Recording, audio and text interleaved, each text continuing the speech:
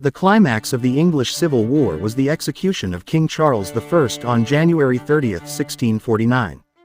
King Charles I was the last king of the Stuart dynasty and ruled over England, Scotland, and Ireland from 1625 to 1649. He faced many conflicts with Parliament, primarily due to differing views on the power of the monarchy and the authority of Parliament. In 1642, England was plunged into a conflict that resulted in the English Civil War. Political and religious tensions that had been brewing for decades reached their peak, dividing the country into two opposing sides. On one side, there were the forces loyal to King Charles I, known as the Royalists or Cavaliers. They were supporters of the monarchy who believed in the divine right of kings and the absolute authority of King Charles I over the country. The Royalists were mainly composed of nobles, landowners, and followers of the High Church. On the other side, there were the parliamentarian forces led by Oliver Cromwell, known as the Parliamentarians or Roundheads. They were members of Parliament who sought to reduce the king's power and enhance the authority of Parliament. They aimed for greater political and religious changes in a more democratic system.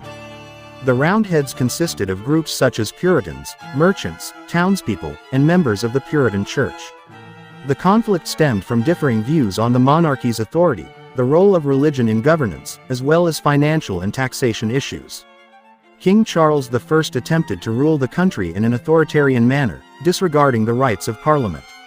At the same time, Parliament wanted to control the king's power and limit it through legislation. The English Civil War lasted for several years and included a series of battles and military campaigns across the country. Royalist and parliamentarian forces clashed in bloody battles that took place in various regions, including Naseby, Marston Moor, and Newbury. Ultimately, the parliamentarian forces under the leadership of Oliver Cromwell succeeded in defeating the Royalist forces in the final battle at Naseby in 1645. This defeat was a significant blow to King Charles I and led to his capture. King Charles I was then captured and tried on charges of treason and threatening the sovereignty of Parliament. In the trial, King Charles I staunchly defended the concept of the divine right of kings. This concept states that kings are appointed by God and their authority cannot be questioned by ordinary people. Charles I firmly believed that he had a divine right to rule and saw himself as a ruler chosen by God. However, despite his resolute defense, King Charles I did not succeed in convincing the court, and he was eventually found guilty of treason. The court, consisting of members from the parliamentarians, regarded his actions as a threat to the authority and sovereignty of Parliament. As a result, he was sentenced to death. On January 30, 1649, the execution of King Charles I was carried out at Whitehall, London.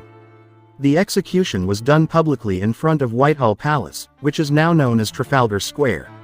This event was an extremely historic moment, as it was the first time in English history that a reigning king was put to death by his own country.